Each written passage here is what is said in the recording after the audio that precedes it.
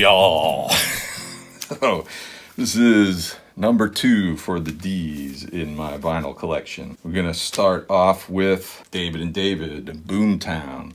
I got the cassette of this, and this came out in 1986. I bought the cassette back then at Tower Records in New York. It was like specially priced there for like $5 or something, which back then was like half price. I knew the Welcome to the Boomtown song, but just the fact that it was so cheap, I just took a chance on it. And it's a really good record. It's kind of, it's rock, kind of alternative. Some really good tunes on here, This was it for them. They never put out another record together. This did fairly well. It did, it made it to the top 40. I think the single Welcome to the Boomtown made it to the top 40. They did go on and write some songs for Sheryl Crow's debut record, but that was it. This was all that these guys did together beyond that. I got this at the Groove Shop, which I talk about quite a bit. I got this actually in their bargain bin on Record Store Day, so I probably got this for $2 or something like that. So I was glad to see this in there and grabbed it up right away because it's a good album.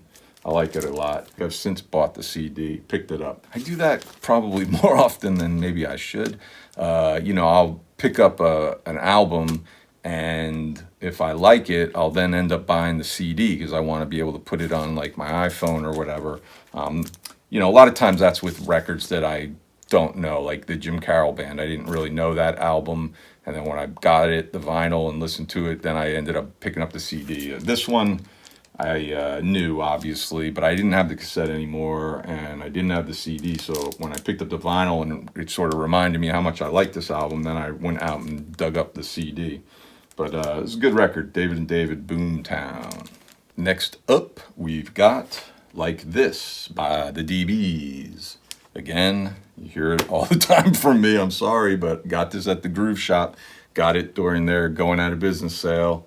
Got it probably fairly cheap, maybe $4 or something like that. First time I became aware of the DBs was the video for Amplifier, which I saw on our local music video channel back in the 80s, U68. I liked that song a lot, and it turns out that Amplifier that's on this is a remix. The Amplifier was on their previous album, and for whatever, I don't know the story behind it, but they ended up remixing it and putting it on this record, and then I guess re-releasing it. And I guess it did better that time because I know the video played a lot. The cover here is actually interesting too, as these are all stills from a music video they did for a song called Never World or something, from the previous album, and but the video was never released. And I think maybe in 2008 they finally released the music video on their website or whatever, but that's what this cover art comes from. But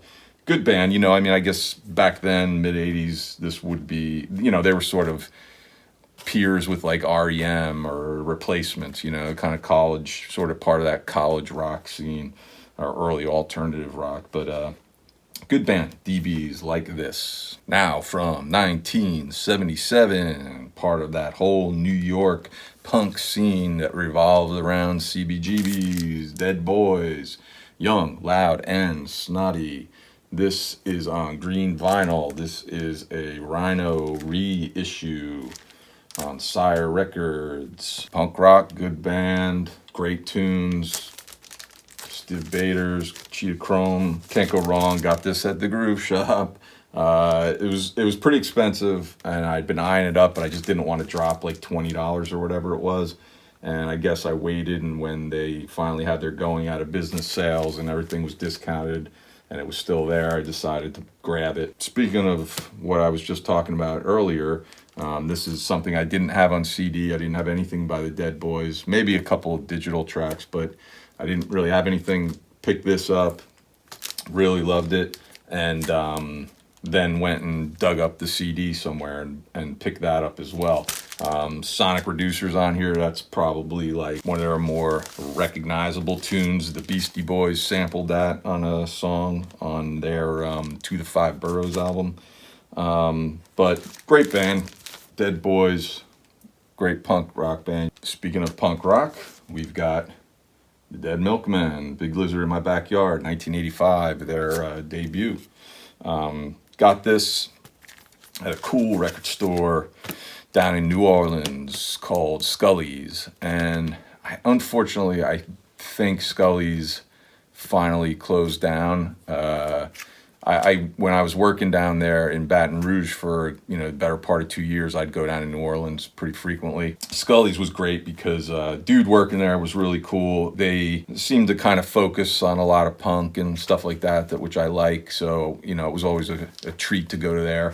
I got this maybe the first time I ever went to Scully's. And this was actually like a record store day leftover that didn't sell that day, and I grabbed it. I always love these guys. I've seen them live a few times. I actually spoke about the Fun Fest in Austin, Texas on another episode, and they're the reasons why I went to the Fun Fest, because they reunited. Dave Blood, the bass player, he had passed away, and it seemed for sure that the band would just never play again. And then all of a sudden they announced that they were going to do a reunion show at the Fun Fest. So I was thinking this is probably going to be my only chance to see them live. Went down to Austin to see them. Great show. And then I think like a few months after that, they ended up playing in Brooklyn. I went and saw them there. So, I didn't have to go to Texas, but I'm glad I did. It was a great show. Lots of good stuff on here. Serrated Edge, Big Lizard, Beach Song, Tiny Town, Bitchin' Camaro, everybody knows that one. Right Wing Pigeons, Nutrition, lots of good tunes on them. I love the Dead Milkmen, they're fun. And now we have Devo live. This is from 1981. This was recorded on their Freedom of Choice tour in 1980. I picked this up at Atomic Pop Shop in Baton Rouge. Cool place. Owner just like the coolest in the world, and they always had like some great stuff. I think they like stocked like local bands like CDs and stuff, but the store was predominantly vinyl. Lots of good stuff in there, and they had a really cool $2 section in the back that you could find some good stuff in. I've got some stuff that I dug up there that I'll get to in future episodes, but I grabbed this. I don't remember. I think it was fairly cheap. I didn't really have any Devo, certainly not on vinyl. And they lots of good stuff on here. Whip It's on here. Girl You Want, Gates of Steel. It was worth it. This is like an EP. It's like, I guess, 6 songs on here. But then I guess in 99, they re-released it as the full concert. So you can pick it up, I'm assuming, on CD. They're a fun band. I like them. I got into them. I wasn't into them that much when I was younger, when they hit with Whip It. I mean, I was like in grade school when that hit, and it was all right, but I never gave them much thought beyond that. But, years later, I kind of started listening to a lot more of their stuff and really getting into them. But good band, Devo, live. Now, one of my favorite bands of all time, Dramarama, Box Office Bomb. Jane Mansfield on the cover. Their original debut, Cinema Verite, had a very similar cover to this, but it had Edie Sedgwick. And I guess the band's idea was that they were going to just continue putting out album covers like this, but just have a different, side image here. And I don't remember. I remember reading a story where somebody told them that was the dumbest idea they'd ever heard. I actually think it's kind of a cool idea, but, whatever, so be it. But this is their second album, the second full-length album, Box Office Bomb.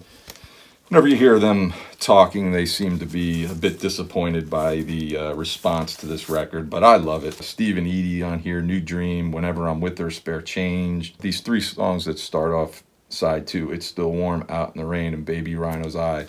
I mean, can't do much better than that in my opinion. But seen these guys live many times. Cool thing, back in the early 90s, they used to play over in Asbury Park, I guess at the Fast Lane, no longer there, and they'd play like 2 nights in a row, Friday and Saturday. If you bought tickets to both shows, you'd get like, a better price. You could get like, so you'd essentially see them the second night for like half price. And I used to do that all the time. I'd go Friday and Saturday to check them out, and always put on great live shows. They split up for a while in the 90s. Now they're back and they tour pretty regularly. They just put out a new record called Color TV in May 2020, so you should check that out. It's really, really good. This is the only thing I have by them on vinyl. I guess only maybe 3 or 4 of their records are available on vinyl.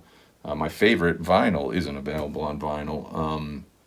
But I've tried to pick up 1 or 2 of their other albums on vinyl, but they're kind of a little difficult to get, or the price sort of gets up there, and I kind of hold off because I don't really want to spend the dough. But great band. If you haven't heard of them, you should check them out. Kind of like rock, alternative rock, college rock. It's, they run the gamut. And they always have some pretty interesting cover songs on their records. So check them out. Dramarama, Box Office Bomb. And now, the final record from the D collection, and we have The Doors, Morrison Hotel. This came out in 1970. I got into The Doors like a lot of people in my grade in the early 80s. We all were picking up The Doors' greatest hits. I guess it was around the time that they put out that book, No One Here Gets Out Alive, and everybody was reading that, so the band kind of had this resurgence around that time.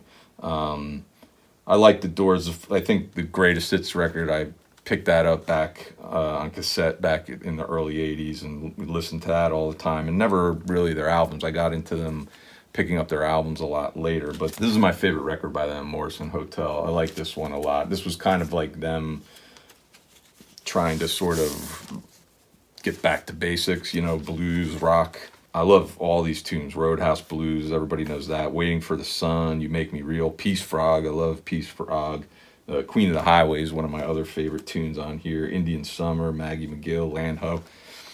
I love all this stuff. The album cover here was shot at a place downtown Los Angeles. Turns out, a number of years after the fact, they shot portions of the Michael Jackson Beat It video in this same location, believe it or not. I picked this up at Angry Mom Records in Ithaca when I was up there. Seems like it's like an original issue of this, and it's in really, really good condition, But really good album. I love this record. Like I said, it's my favorite Doors record. It's the only one I have on vinyl, and the reason being is it's my favorite one.